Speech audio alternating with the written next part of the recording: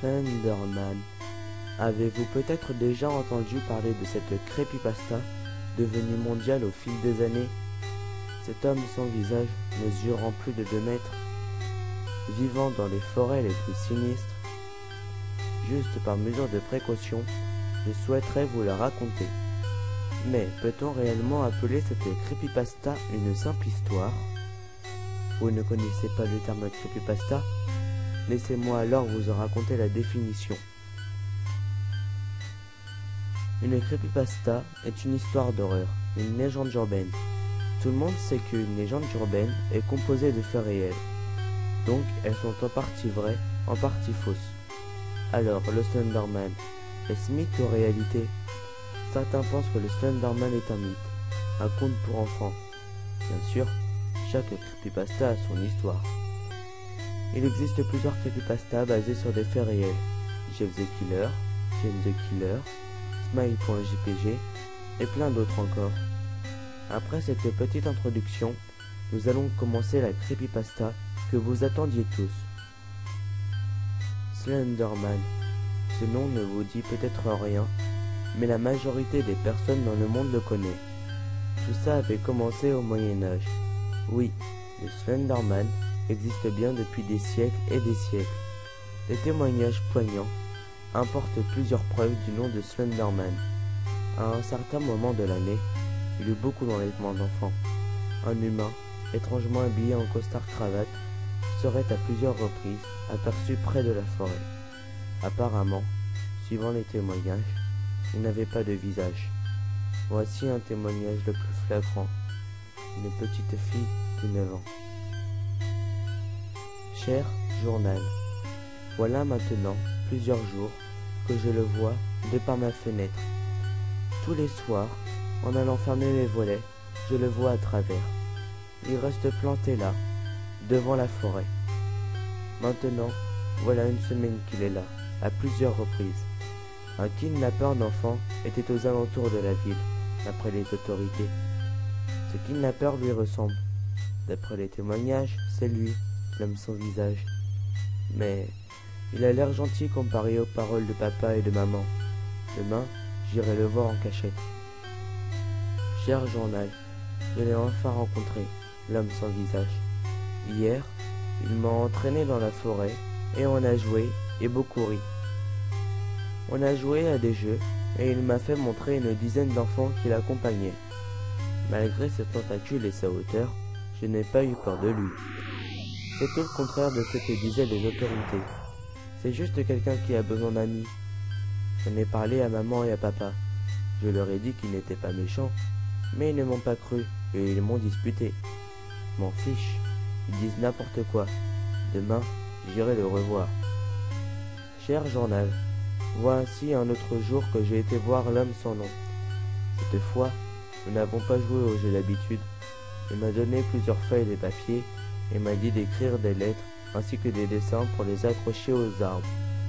J'ai trouvé ce jeu bizarre, mais en fin de compte, c'était marrant. Même s'il n'a pas de visage, je sentais à quel point il s'amusait. Les autres enfants ont fait pareil que moi. Demain, je vais retourner le voir. C'est devenu mon ami. Je m'amuse beaucoup avec lui. Je ne veux plus le quitter. Je me dispute souvent avec mes parents à cause de ce sujet. Je leur dis que j'ai été le voir et que je me suis beaucoup amusé. Ils ne m'ont pas cru. Je leur ai dit que tout cela était vrai. Et là, mon père s'est levé et m'a frappé au visage. Je n'ai pas eu le temps d'esquiver la gifle. Je tombais sur le sol, pleurant de toutes mes larmes, et alla pleurer dans ma chambre. Ce soir, j'étais privé de dessert. Ce soir, je vais aller avec Slendy. Oui, c'est un nouveau nom que je lui ai donné. Je trouve ce nom plutôt drôle, et il fallait aussi que je lui trouve un nom. Ce n'est pas marrant sinon. La vie à la maison était devenue beaucoup plus dure. J'aimerais beaucoup rester avec Slendy. Je vais me confier à Slendy pour qu'il me donne des conseils. Je vais lui dire que papa et maman m'écrient dessus et que papa me frappe à chaque fois que je lui parle de lui. J'en peux vraiment plus. Cher journal, je suis toute excitée. Slendy m'a dit que la vie à la maison allait s'arranger et j'ai confiance en Slendy.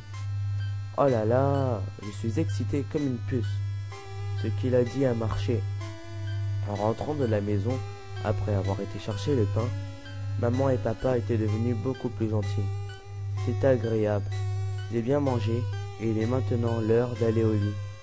J'ai toujours peur des monstres sous mon lit. Même s'ils n'existent pas, j'aime bien que maman y regarde chaque soir et qu'elle me dise qu'il n'y en a pas. Ça me réconforte tout le temps. Ce soir, elle vint dans ma chambre me border dans ma couette préférée. Je lui dis que c'était une journée merveilleuse. Elle me souria. Bien sûr, je lui fis le petit rituel. Maman, peux-tu regarder s'il y a des monstres sous mon lit? Il n'y a pas de monstres sous mon lit, ma chérie. Voici la dernière chose que dit maman lorsqu'une tentacule s'étendit et attrapa sa jambe. Elle plaqua maman à terre et puis plus rien. Juste de l'ombre sortant doucement d'en dessous mon lit. Je n'eus pas peur. Pourquoi? Car je savais que c'était Slendy. Papa arriva en courant quelques secondes après que Slendy soit totalement sorti d'en dessous mon lit. Slendy balança papa contre le mur. Mes parents étaient morts.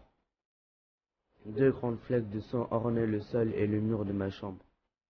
Je n'eus pas peur de Slendy, ni de ses actions, car je sais que Slendy faisait ça pour me protéger.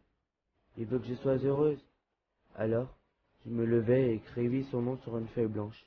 Cette fois-ci, je changea son prénom. Je mis les petits man qu'avaient les héros à la fin de leur nom. Batman, Spider-Man. Et si je... Ah, je sais, Slenderman. Mais oui, Slenderman, un si joli nom. Je le posta sur la porte d'entrée de la maison laissée entr'ouverte. Après tout, il n'y avait plus rien à cacher. Slenderman m'emmena dans la forêt avec les autres enfants. Mais pour moi, il sera toujours mon petit Slendy. Adieu papa, adieu maman. Je laisse mon journal sur la pierre tombale de grand-père, pour qu'il soit fier de moi là-haut. J'espère que tu es fier de moi, grand-père. Suivant les siècles, Slenderman évolua. Maintenant, il attaqua beaucoup plus d'enfants d'âges divers, souvent mineurs, et les emmène, de gré ou de force. Si vous allez en forêt, si vous allez sur une route, bref, si vous allez quelque part, n'importe quel endroit, vérifiez bien les alentours. Vous verrez peut-être des arbres, des murs, un horizon, etc. Et si vous avez un bon œil, vous réussirez sûrement à apercevoir une grande et longue silhouette noire, souvent ornée de tentacules. Si vous ne voyez rien, prenez des photos, beaucoup de photos. Je peux vous assurer que sur l'une d'entre elles peut se trouver le fameux Slenderman.